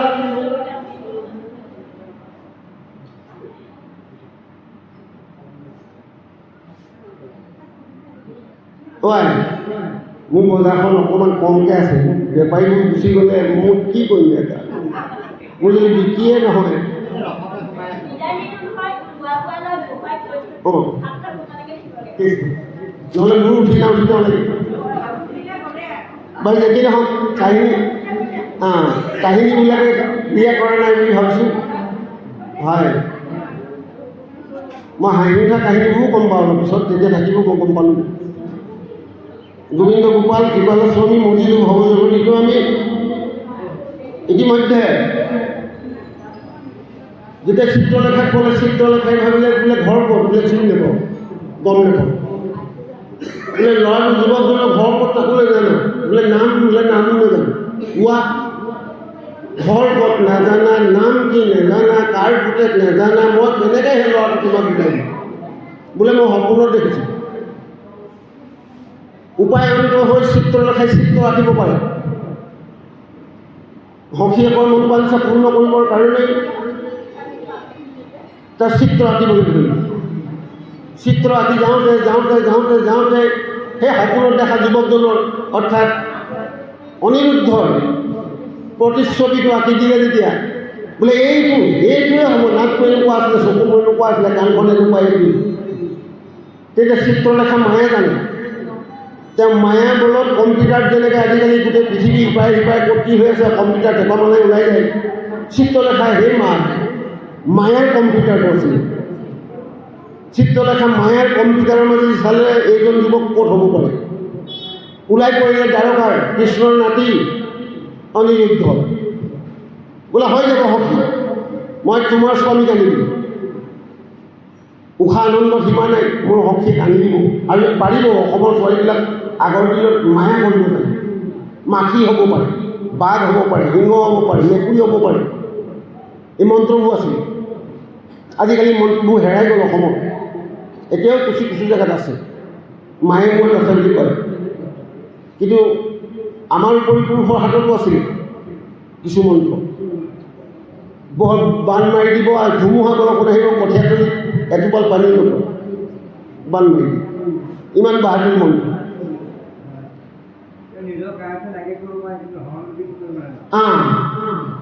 এইবোৰ আছিলে মানে চিত্ৰলেখাই জানে। চিত্ৰলেখাই ৰাতি গুচি গ'ল দ্বাৰকা পাই। দ্বাৰকাৰ গৈ পেলাই দেখিলে অনিৰুদ্ধ শুই আছে। অনিৰুদ্ধ শুই থকা দেখি মাজতে নাৰদক লগ পাইছে, অকণমান দীঘলীয়া হয় যে মই সেইকেইটা কাটি দিছোঁ। ভাওনা কিছুমান কাটি দিয়ে নহয়, ৰাতিপুৱা সময়ত খবৰ লাগিব কাটা। মই এতিয়া যিটো দেখিলোঁ কাটিবই লাগিব। চিত্ৰলেখাই সেই শুই থকা অৱস্থাত অনিৰুদ্ধ উঠাই লৈ আহিলে। বহুত দূৰ বহু ৰাজ্য পাৰ হৈ আহিছে আকাশেদি। ৰাতিপুৱা বোলে অলপ বাকী সাৰ পাই গ'ল অনিৰুদ্ধ ৰাস্তাটো আকাশত। টোপনিৰ পৰা চাইছে দেৱা এখন আকাশ, ইফালে ইফালে চাইছে কোনো নাই। এইগৰাকী কোন ইমান ৰূপৱতী কন্যা মোক হাতত তুলি লৈ আহিছে। আমাৰ এতিয়া সংঘত নথকা ভকতজনৰ নাম ক'বলৈও বেয়া লাগে, মই নকওঁ আৰু। তেওঁ আমাৰ প্ৰধান সম্পাদকে আছিলে, সময়ত বৰ এই কাহিনীটো কয়, মনত পৰিব আপোনালোকৰ, মই কৈ দিলোঁ। বক্তৃতা দিবলৈ আহিলে কয়। তেতিয়া সেই চিত্ৰলেখাক কৈছে অনিৰুদ্ধই, হে দেৱী তুমি কোন আৰু তুমি মোক ক'লৈ লৈ যোৱা? বোলে মই চিত্ৰলেখা, মোৰ সখীয়ে তোমাক সপোনতেই স্বামীবৰণ কৰিলে, আৰু এতিয়া মই সখীক কথা দিছোঁ তুমি য'তেই নাথাকা লাগে মই তোমাক তেওঁৰ ওচৰত গতাই দিয়াটো মোৰ দায়িত্ব, মই সেইকাৰণে লৈ আহিছোঁ। আকৌ আহিলে অলপ দূৰ অহাৰ পাছত আকৌ অনিৰুদ্ধই ক'লে, হে দেৱী তুমিয়েচোন ইমান ধুনীয়া, আকৌ মোক কাৰ লগত বিয়া পাতিবলৈ নিছা? মই তোমাক মোৰ বিয়া প্ৰস্তাৱ দিছোঁ, তুমি মোৰ লগত বিয়া হ'লে হ'ব আৰু মোৰখন লতি ঘটি নকৰিবা।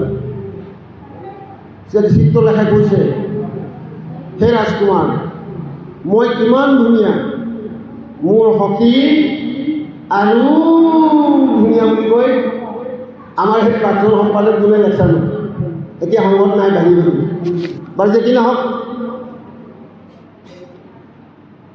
উষাক গতাই দিলেহি, ৰাতিৰ ভিতৰত উষাই বিয়া হৈ গ'ল, গন্ধৰ্ব বিবাহ।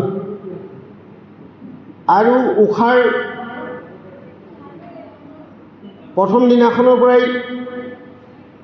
তেওঁ কাৰাজ কাৰেঙৰ মাজত আছে, কাকো সোমাবলৈ নিদিয়ে বানে, কিন্তু তেওঁৰ দেহৰ যিটো খোজ কাটল, পিন্ধন উৰণ, চুলি বন্ধা, মুখৰ পৰিৱৰ্তন দেখা পাইছে। এগৰাকী বিবাহিতা মানুহৰ পৰিৱৰ্তন হৈ যায় বিয়া হোৱাৰ পিছদিনাখনৰ পৰাই, সেই ৰূপটো দেখা পাইছে। সৈন্য সামন্তবিলাকেও চাইছে, মহামন্ত্ৰীয়ে কথাটো গম পাই ৰজাক ক'লে যে আমাক কিবা নহয় কিবা এটা ঘটনা ঘটিছে। উষাৰ দেহত বিবাহিত মহিলাৰ দৰে তেওঁ গুণবোৰ দেখা পাইছোঁ, আৰু বিশেষকৈ যে গম পাইছোঁ ৰাজকাৰণৰ ভিতৰত কোনোবা পুৰুষৰ মাত আছে শুনিছোঁ।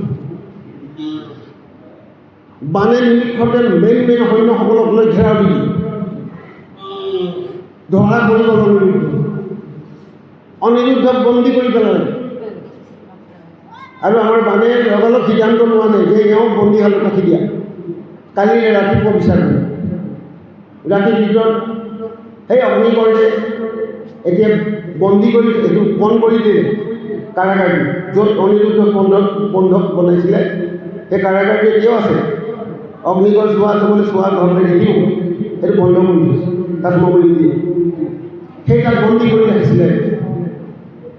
আৰু ইতিমধ্যে গুপ্তচৰকৈ খবৰ দিলে, দ্বাৰকা গুপ্তচৰবিলাক আহে নহয়, এই আমাৰ বিদেশ মন্ত্ৰীবিলাক যেনেকৈ এতিয়া যেনেকৈ বিদেশ মন্ত্ৰীবিলাক থাকে তেতিয়াও গুপ্তচৰবিলাক আছিল, বিদেশ মন্ত্ৰী নাই আৰু। কিন্তু এতিয়া দ্বাৰকাৰ গুপ্তচৰ আছে, অসমৰ গুপ্তচৰ আছে, চবৰে গুপ্তচৰ থাকে। তেওঁলোকে খবৰ দিলে যে কৃষ্ণ যে তোমাৰ নাতিক বন্দী কৰিছে উক্ত পুৰত বান হৈ যায় গুণীপুৰত। কৃষ্ণ ৰ'বলৈ নাই, নাতিয়েকৰ কিবা এটা হ'লে কোনটো দতিয়াকৈ ৰৈ থাকিব লাগে, একোৱে কৰিব নোৱাৰোঁ, জপিয়াই খপিয়াই খুন্দিয়াই খুন্দিয়াই কৰিব। নাতিয়েকক ইমান ভাল পায় বুদ্ধি। কৃষ্ণই থকা নাই, যিমান সৈন্য আছে সকলোকে অৰ্ডাৰ দি দিলে চব নাই। ৰাতিৰ ভিতৰতে শোণিতপুৰ পাই গ'ল, শোণিতপুৰ ঘেৰা দি ল'লে, দুখন যুদ্ধ বাদ। সেইখন যুদ্ধৰ ইয়াত নাম আছে হৰিহৰৰ যুদ্ধ। প্ৰথমতে বানৰ লগত লাগি গ'ল, বানৰ 996খন হাত কাটি পেলালে কৃষ্ণ। 996খন হাত কৃষ্ণই বানৰ কাটি পেলালে। 4খন হাতেৰে তেওঁ উপাস্য দেৱতা শিৱ আছিল, শিৱক আৰাধনা কৰি শিৱই অভয়দান দি থৈছিলে বানক। সেইকাৰণে কথা নাই বতৰ নাই একো চিন্তা নকৰি বম বোলা শিৱ আহি প্ৰকট হৈ গ'ল।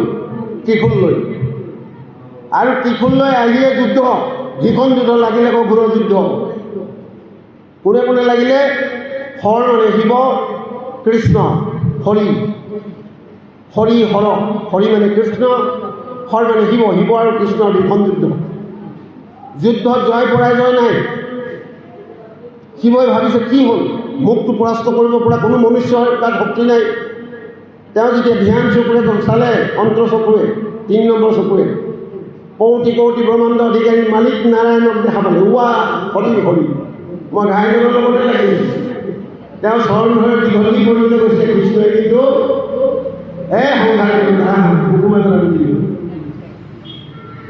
তেতিয়া বানে দেখিলে উৱা মোৰ গুৰুৱেচোন তেখেতক প্ৰণামহে জনাইছে চীনা পৰিচয় হ'ল বানৰ আনন্দ সীমা নাই ধুমধামেৰে যৌতুক দি তেজপুৰত এখন ডাঙৰ বিয়া হৈছে উষাত অনিৰুদ্ধলৈ বিয়া দিছে ঢেৰ যৌতুক দিছে সোণ ধন এই সময়ত সোণধনে উঠি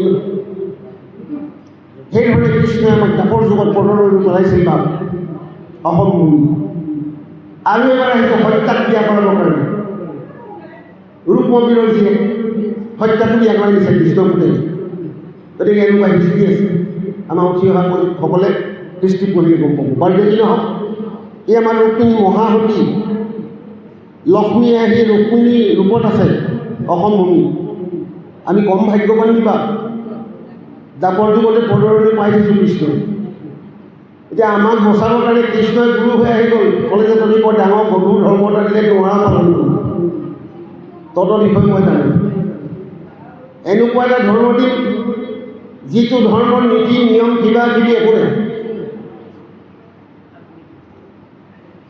মাধৱ গুৰুৱে কৈ দিলে সেই ধৰ্মটোৰ নাম কি খালি এক শৰণ হ'ব লাগিব এক কৃষ্ণদেৱ চৰণৰ শৰণ গ্ৰহণ কৰিব লাগিব কোনো অপদেৱতাক ভজিব নোৱাৰিব অপদেৱতা পূজা কৰা জেগালৈ যাব নোৱাৰিব অপদেৱতাক অৰ্পণ কৰা কোনো দ্ৰব্য ভক্ষণ কৰিব নোৱাৰিব তেতিয়া ভকতিটো ব্যৱচাৰ হ'ব নহ'লে একো নহয়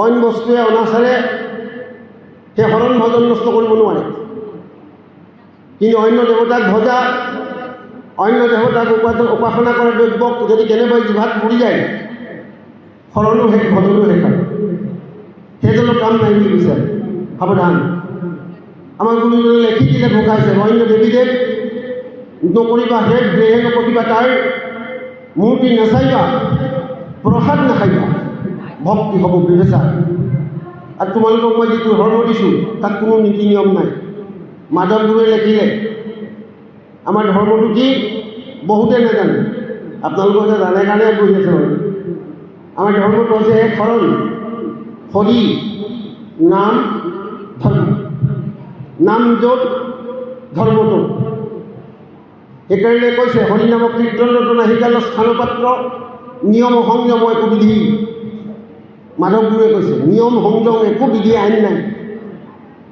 কীৰ্তন ধৰ্ম যিটো ধৰ্ম আমাক দিবলৈ আহিছিলে কীৰ্তন ৰাম বুলি ক'লে ধৰ্ম কৰা হয় যে নাম হে হৰি জানা নিষ্ঠ কৰি আপোনাৰ নামৰ অহং নচাৰন্ত হৰি কোনোবা এজনে চান্দালে যদি কৃষ্ণ বুলি কৈছে তেওঁ ধৰ্ম কৰি আছে কোনোবা এজনী উচ্চবৰ্ণ মানুহে শৰণ ভজন লৈ ক'ব নোৱাৰা হৈ আছে কিন্তু মুখত নাম নাই তেওঁ আত্মঘাতী এজনক চুলেও গা ধুব লাগে এই অলপ আগতে ইয়াত কৈ গৈছে আমাৰ ইয়াত কি বুলি ক'লে ভকতি কৰিলে ভকতি নভৰিলে ঈশ্বৰ কৃষ্ণক মহাজনো নাহি পায় মহাজনসকলেও নাপায় কিন্তু ভকতি কৰিলে চান্দালেও পায় আটক কিছু সন্তানে সেই চান্দালে সুখী মানুহৰ লগত কাহিনীটো আছে মই দীঘল মই নকওঁ 108টা কিয় মাৰিলে বাহিৰখন শুদ্ধ হ'ল ভিতৰখন শুদ্ধ কৰিবৰ কাৰণে কেনেকৈ নাম জপ কৰিছিলে কৃষ্ণ কৃষ্ণ হৰি হৰি ৰাম কৃষ্ণ কৃষ্ণ হৰি হৰি ৰাম কৃষ্ণ কৃষ্ণ হৰি হৰি ৰাম খাওঁতে উঠোঁতে বহুতে ভয় নক'বলৈ বুজতে ক'বলৈ চাক প্ৰশ্বাসত নাম ল'বলৈ প্ৰয়োজন আমাৰ প্ৰয়োজন যে গা ধুব নালাগে হাফ পেণ্ট পিন্ধি আছে তেনেকৈয়ে নাম লৈ থাকা জ্বৰৰ আহিছে নাম লৈ থাকা পাৰ্টিলে চলাই আছে নাম লৈ থাকা চাকৰিলৈ গৈছা নাম লৈ থাকা কলেজত প্ৰফেচাৰ কৰি আছা মনে মনে তোমাৰ মনটোৱে মনে নাম ল'লেও হ'ব বুলি কৈছে কৃষ্ণ কৃষ্ণ হৰি হৰি নাম মনেৰেও নাম ল'ব পাৰে বোলে মনেৰে আপুনি মই গ্ৰহণ কৰা ধৰ্মটো কৰিব পাৰে। টাউনত থাকোঁতেও আপুনি ধৰ্ম কৰি থাকিব পাৰে।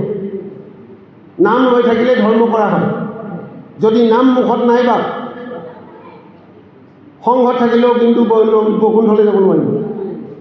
কলিযুগত নাম অবিৰাম ল'বই লাগিব, অবিশ্ৰাম ল'বই লাগিব। নাম অপৰাধটো পঢ়ি চাবচোন ভালকৈ এবাৰ। নামৰ 10টা অপৰাধ দেখুৱাইছে।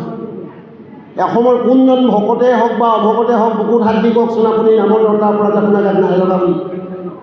কলিয়ে পাই চবৰ গাতে লগাইছে, এজনো নাই বুলি কৈছে। কলিয়ে পাই বোলে চবকেই মহাপাপী কৰি দিলে।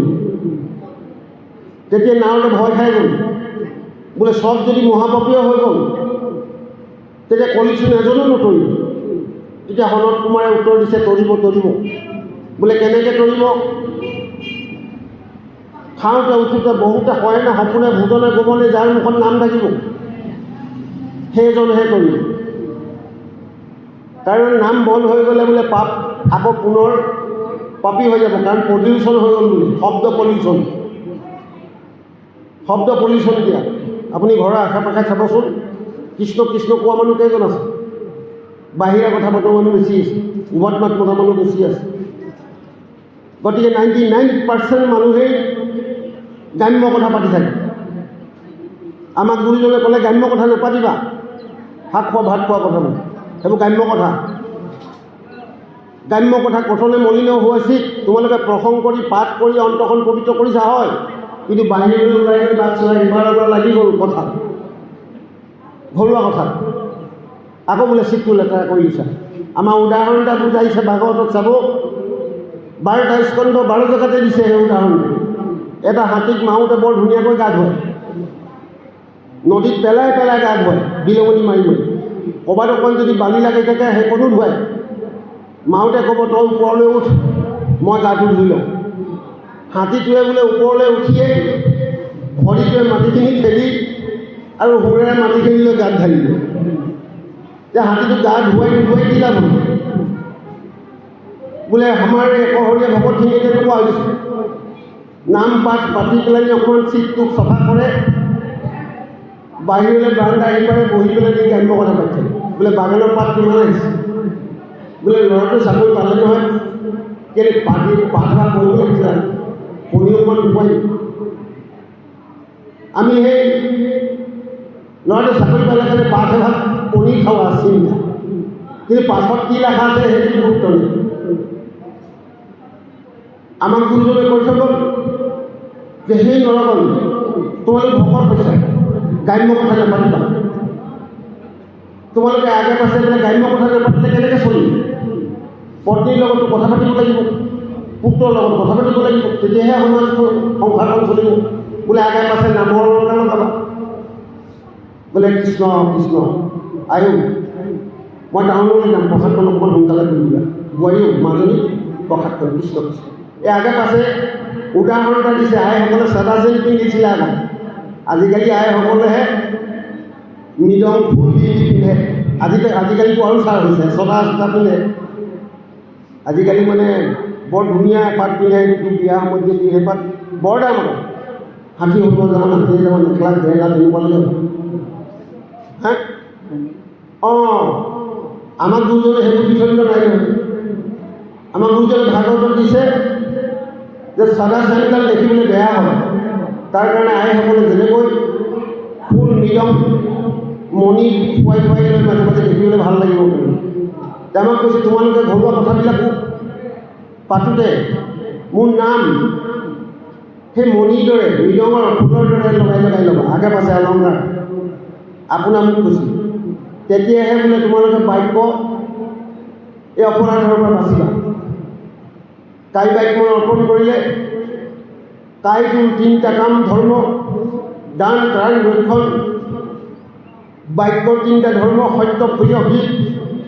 মনৰ 3টা ধৰ্ম, শ্ৰদ্ধা প্ৰতি ভক্তি। গতিকে ভক্তি বিষয়ত আলোচনা কৰিলে বৰ দীঘল হ'ব, আপোনালোকে চব জানে। যে যিয়ে নহওক আমাৰ পাঠিলৈ মই বহু সময় ৰাখিলোঁ। গতিকে এতিয়া আমাৰ যিসকল আমি ইয়াত আছোঁ, আজিয়ে সংকল্পবদ্ধ হওক আসনলৈ লক্ষ্য কৰি। নহ'লে কিন্তু সংঘত থাকি নৱীকৰণ দি যদি বৈকুণ্ঠলৈ যাব নোৱাৰে, অলপ দুখৰ বিষয় নহ'ব। গতিকে বৈকুণ্ঠলৈ যাবলৈ নাম লাগিবই মুখত, নামেহে নিব বুলি কৈছে, নামে বৈকুণ্ঠত থৈ আহিব বুলি কৈছে, গুৰুজনে কৈ থৈ গৈছে। প্ৰথমেতো আহিব পাতকচয়, নাম বোলে অবিৰাম অবিশ্ৰাম যিসকলে লয় সেইসকলৰ প্ৰথমতে পাপবিলাক নাইকিয়া হৈ যাব। তাৰপিছতে 2 নম্বৰতহে পুণ্যবোৰ অভুদয় হ'ব, তাৰ পাছত আহিব পুণ্য অভুদয়, 3 নম্বৰত বিষয়ত কৰিব বীৰপতি, 4 নম্বৰ কৃষ্ণত বহাব প্ৰেম ভকতি, 5 নম্বৰত উপজাবে বৈষ্ণৱ জ্ঞান, 6 নম্বৰত মায়ে ককৰীয়া দহিনী জ্ঞান, 7 নম্বৰত চৈতন্যমূৰ্তি পূৰ্ণানন্দ হৰি থৈবন্ত তেন্তে একে কৰি তেওঁ নিচিনা কৰি ৰাখিব, তেৱেহে নাম হৈব প্ৰশান্ত পঢ়িলোঁ নামৰ তত্ত্ব একান্ত। নামৰ তত্ত্বটো আমাক অসমীয়া সমাজখনক দি থৈ গ'ল, কিন্তু এতিয়া আমাৰ ভকতসকলে তত্ত্ব বিচাৰি ফুৰিছে। শংকৰে সংশয় চেদি শাস্ত্ৰৰ তত্ত্বক ভেদি পচাৰিলে কৃষ্ণৰ ভকতি কি ভকতি কি বুলি আমি হাবাথুৰি খাইছোঁ। আমাৰ গুৰুজনে কৈ গ'ল হৰিনামে হৰিনামে হৰিনামে গতি, হৰিনামে ভকতৰ কেৱল ভকতি। ৰামকৃষ্ণ নাম মুখত ওলাই আছে, ভকতি কৰি আছে। ৰামকৃষ্ণ নাম নাই লোৱা, আত্মঘাতলৈ আপুনি লিষ্টত নাম সোমাই আছে। গতিকে সেই বাপাইসকল, আমি বহুত দূৰৰ পৰা আহিলোঁ, আমিতো যামগৈ আহিছোঁ, কালিলৈ অনুষ্ঠান আছে। গতিকে আমি যিমান আশা কৰিছিলোঁ আমাৰ শহীদ বান্ধৱসকলক দৰ্শন কৰি, দৰ্শনে পাববিনাশ ভগৱতক দৰ্শন কৰি ভাল লাগিব। আৰু ইমান সুন্দৰ আপোনালোকে নামঘৰ, বাহ আমাৰ ফালে নাই বাৰু, ইমান ডাঙৰ মনৰ মানুহেই নাই। এতিয়া আপোনালোকৰ ইয়াৰ সকলো শুদ্ধাত্মাৰ সপোনটো কিন্তু বিৰাট ডাঙৰ। এইভাগ নামঘৰ লেখিপিটি নামঘৰ নহয় বা, কিন্তু আমাৰ হৃদয় নামঘৰ ভাগ আৰু ডাঙৰ কৰিব লাগিব। তাত আমি নামৰ ভাণ্ডাৰ বনাই দিব লাগিব। হিয়াৰ মাজে নামৰ ভাণ্ডাৰ, মুখে বাজ হয়। এই ভাণ্ডাৰ থাকিলেহে নাম বাজ হ'ব। ভাণ্ডাৰত যদি অন্য কথা সোমোৱাই থয় সেইবোৰ বাজ হ'ব। ভাণ্ডাৰত যদি গাখীৰ সোমোৱাই থয় উকলিয়াই দিলে গাখীৰ ওলাব। ভাণ্ডাৰত যদি মদ সোমোৱাই থয় উকলিয়াই দিলে মদ ওলাব। ভাণ্ডাৰত যদি পুঠি মাছ, গৰৈ মাছ, বৰালি মাছ, ৰৌ মাছ সোমোৱাই থয় উকলিয়াই দিলে সেইবিলাক ওলাব। এতিয়া আমাৰ হিয়াখন পবিত্ৰ এখন শৰৎকালৰ যেনেকৈ পানীবিলাক নিৰ্মল হৈ যায়, ভকতৰ সংগলৈ পাঠলৈ নামলৈ যাওঁতে যাওঁতে আমাৰ হৃদয়বিলাক তেনেকৈ নিৰ্মল হৈ যাব লাগিছিল, ভাগৱতে কৈ আছে। গতিকে বাপসকল আপোনালোকৰ নিৰ্মল হৈছে, সেইকাৰণে তিনিদিনীয়াকৈ পাতি ইয়াত সকলো সমবেত হৈছে। আমি পৰম অনুভৱ কৰিছোঁ। যদি আমি এতিয়া তথাপিতো উদ্যোক্তাসকলে কৈছে যে গধূলিলৈ ভকত হ'ব, কিন্তু আমি যাবগৈ লাগিব। তথাপিতো চাই লওঁ অকণমান সময়, আমিও বৰ নিকটা, ভকত থাকিলে থাকিম, কিনো ক'ম একো নাজানো, যিটো জানো তাকে পাতিম। ভকতে নেমাৰি মাৰিব, মই ভাগৱতৰ কথাহে ক'ম, গতিকে ক'ৰবাৰ কথা নকওঁ। গতিকে সেই আইবাসকল, আমি পাঠকীয়সকলক অকণমান অসুবিধা দিব লাগিব, নহ'লে সেইসকলক বোলে এনেকুৱা মানুহ আহি ঘূৰি থাকিব কি কৰে নিজে ক'ব নোৱাৰিলে পাঠকীলৈ আমি নিশ্চয় কৃষ্ণলৈ ৰুক্মিণী পত্ৰ প্ৰেৰণৰ জনালোঁ। মাধৱ কৃষ্ণ কৃষ্ণ নাম হ'ল কৃষ্ণ, মহাকৃষ্ণ মহাকৃষ্ণ কৃষ্ণ কৃষ্ণ। আমাৰ বহু সময় এই পাঠভাগ তদন্ত কৰি থকা আমাৰ ভোগেশ্বৰ ৰাজবংশী বাবুজনা, তেখেতক আমি অকণমান সময় বিৰতি দিব বিচাৰিছোঁ।